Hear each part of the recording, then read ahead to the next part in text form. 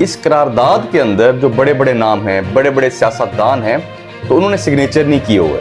Chief justice صاحب عوامی chief justice ہیں۔ فوج اور حکومت ایک سائٹ پہ ہو چکی ہے۔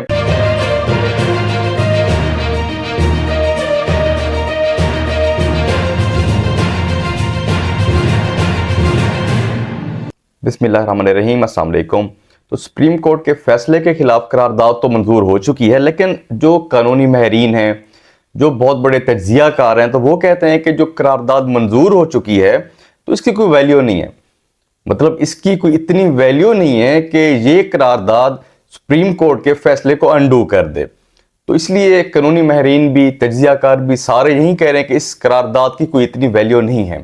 اور اس میں جو اہم بات ہے، اس قرارداد کے اندر جو بڑے بڑے نام ہیں، بڑے بڑے سیاستدان ہیں، تو انہوں نے سگنیچر نہیں کیے ہوئے۔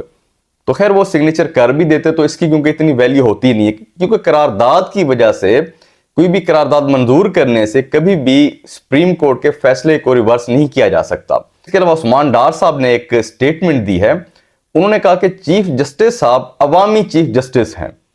تو میرے خیال سے یہ سٹیٹمنٹ دینا مناسب نہیں ہے پاکستان تحریک انصاف کی طرف سے، اور یہ سٹیٹمنٹ چیف جسٹس صاحب کے لیے بھی میں سمجھتا ہوں صحیح نہیں ہے، کیونکہ دیکھیں جو چیف جسٹس ہوتے ہیں وہ آئینی ہوتے ہیں، وہ قانونی ہوتے ہیں، وہ عوامی نہیں ہوتے۔ انہوں نے آئین اور قانون کے مطابق فیصلہ کرنا ہوتا ہے۔ اب حالانکہ انہوں نے فیصلہ جو کیا ہے وہ آئین اور قانون کے مطابق کیا ہے، لیکن اس کے اندر پاکستان تحریک انصاف اس فیصلے کو اپنے حق میں سمجھ رہی ہے، تو جو پی ڈی ایم ہے وہ اس فیصلے کو اپنے خلاف سمجھ رہی ہے۔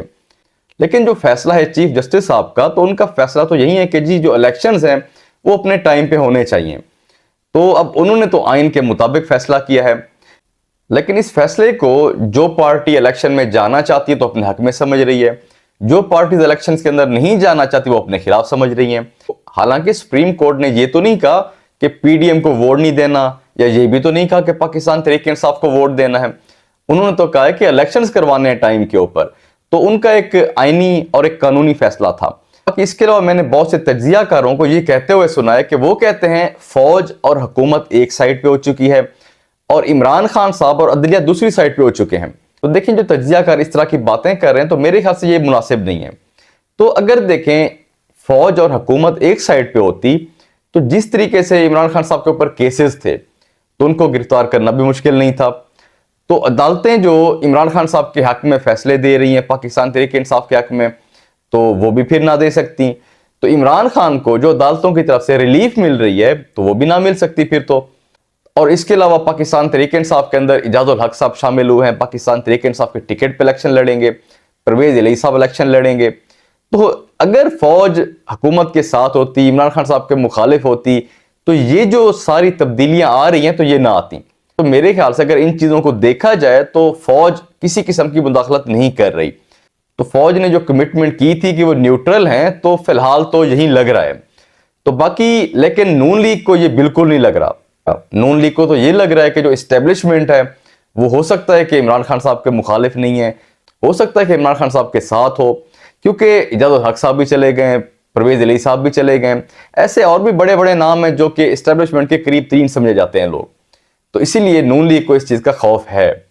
تو اسی وجہ سے ہی نواز شریف صاحب نے شہباز شریف صاحب کو کہا ہوا ہے کہ آپ نے عدالتوں کے فیصلے کو نہیں ماننا، آپ نے آئین کے مطابق کوئی کام نہیں کرنا، کیونکہ ان کو لگتا ہے کہ جو ہواؤں کا رخ ہے وہ عمران خان صاحب کے مخالف نہیں ہیں، اور ان کو یہ لگتا ہے کہ جو فیصلے ابھی ہو رہے ہیں وہ ہمارے حق میں نہیں ہو رہے۔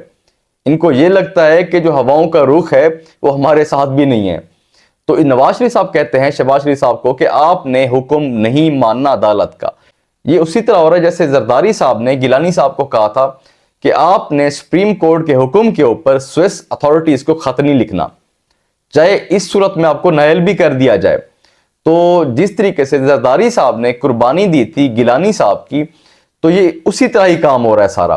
اب نواز شریف صاحب قربانی دینے جا رہے ہیں شہباز شریف صاحب کی۔